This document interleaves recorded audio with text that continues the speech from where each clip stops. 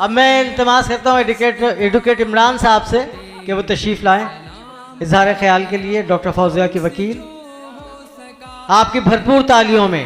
बड़े बड़े वकील डॉक्टर आफिया के केस में अमेरिकन प्रेशर, बहुत सारे और प्रेशर्स होते हैं, लेकिन ये माशाल्लाह मर्द का बच्चा इमरान शफीक एडवोकेट, जिस तरह इन्होंने इस्लामाबाद हाई कोर्ट में केस लड़ा है और जिस सिमत में लेकर गए हैं, हुकूमत मजबूर हो गई कि वो बेंच ही डिसॉल्व कर दी और बेंच चेंज कर दी, क्योंकि देख लिया था कि इसका जो फैसला है ना वो क्या आना है, और जो वहाँ पर उस वक्त बेंच है और जिस तरह वकील ने केस को पेश किया था, तो इसके बाद हुकूमत के जिसके खिलाफ already contempt of court issue हो चुका था, तो शायद हमारे वजीर आज़म और पूरी कैबिनेट गिरफ्तार भी हो सकती थी। तो ये है इनका असल तारुफ कि जो फराह खान और खिला फारूकी एडवोकेट ना करवा सके। तालियां। सलाम आफिया। औज़ु बिल्लाहि मिनश शैतानिर रजीम, बिस्मिल्लाहिर रहमानिर रहीम। अहमद फराज ने कहा, इस अहद जुल्म में मैं भी शरीक हूं जैसे, इस अहद जुल्म में मैं भी शरीक हूं जैसे, मेरा सुकूत मुझे सख्त मुजरिमाना लगा।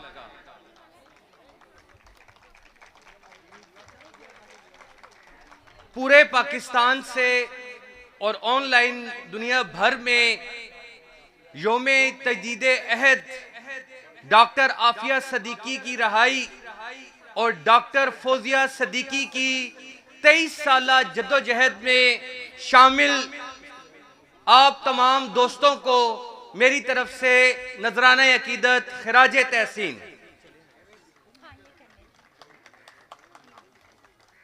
मैं इस जद्दोजहद के बहुत से हीरो हैं और इस जद्दोजहद में जितने हीरोज हैं उनकी बड़ी तादाद खामोश हीरोज की है। उनके नाम तो नहीं गिनवाए जा सकते, लेकिन जिन लोगों ने इस जद्दोजहद को संभाला, इसको सहारा दिया, उनको याद करना और उनकी तहसीन करना। देखिए, एक खातून जो जॉन हॉपकिंस यूनिवर्सिटी से डॉक्टरेट की डिग्री लेती है, दुनिया के बड़े इदारों में वो काम कर रही है, उसकी जिंदगी के बहुत से हसीन ख्वाब हैं, उसने अपने कैरियर के बारे में बहुत कुछ सोच रखा है, लेकिन 2003 में वो खड़ी होती, अपनी सारे कैरियर को, अपनी तमाम जद्दोजहद को, जो जिंदगी भर के ख्वाब हैं, उनको एक तरफ रखते हुए अपनी बहन के लिए वो तने तनहा पूरी दुनिया के मुकाबले पर आकर खड़ी हो गई। जिस्म नातवा हो सकता है, जिस्म कमजोर हो सकता है, लेकिन डॉक्टर फौजिया सदीकी, आपके जज्बों को सलाम।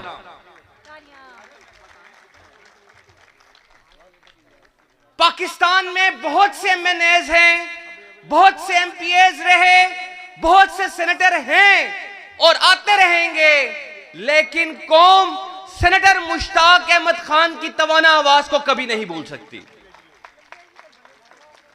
बहुत सी पॉलिटिकल पार्टियां हैं, बहुत से पॉलिटिकल वर्कर्स हैं, लेकिन इल्ताफ शकूर साहब, आपके अज़म, आपके यकीन, आपके इखलास का बदला नहीं दिया जा सकता।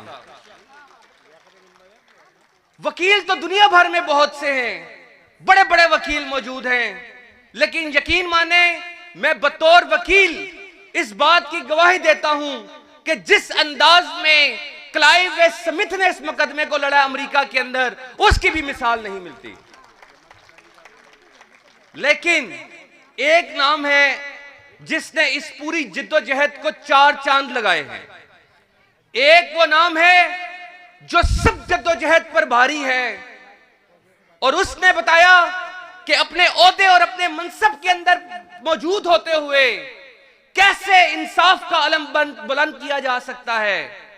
पाकिस्तान में बहुत से जजेस रहे, आफिया सदीकी ने, इस केस ने दुनिया भर में और आपकी जद्दोजहद ने कुछ चीजों को बेनकाब करके रख दिया है, जिसे कहते हैं एक्सपोज करके रख दिया है। उसने क्या क्या एक्सपोज किया? उसने अमेरिकी अदालती निजाम को एक्सपोज किया, उसने अमरीकी सदारती इख्तियारात को एक्सपोज किया, उसने पाकिस्तान के अंदर मौजूद तमाम इदारों को एक्सपोज किया, जनरल मुशर्रफ से लेकर जनरल रहील शरीफ, जनरल कियानी, जनरल सारे सबको एक्सपोज करते हुए फील्ड मार्शल साहब को भी एक्सपोज करती चली जा रही है।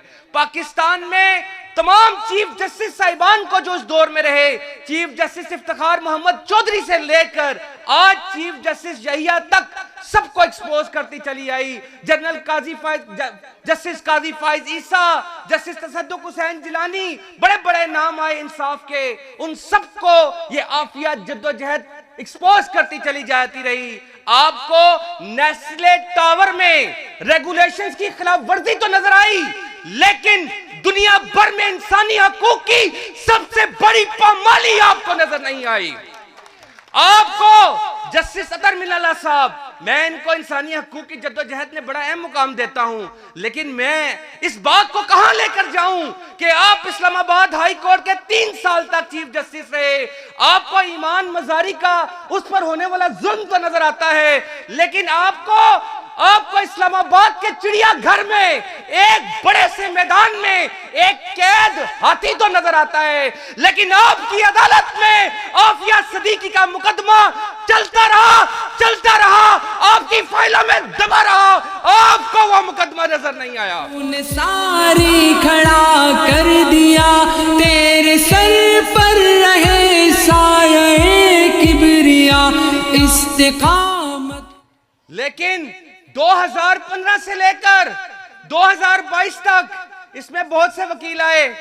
सेनेटर मुश्ताक साहब और आफिया सिद्दीकी, फौजिया सिद्दीकी साहब की मेहरबानी कि इन्होंने मुझ नाचीज का इंतखाब किया, लेकिन मेरी भी खुशकिस्मती देखिए कि मैं जिस मर्दे मुजाहिद की अदालत में गया, जिसने इस मुकदमे को, फाइलों को, उसकी दाग को, उसके ऊपर मट्टी को हटाते हुए जिस पर इंसाफ का अलम बुलंद करते हुए खड़ा हो गया, वो कोई और नहीं, वो इस्लामाबाद हाई कोर्ट के जज खिराज तहसीन पेश कीजिए, खड़े होकर दाद दीजिए जस्टिस सरदार इजाज इसहाक को।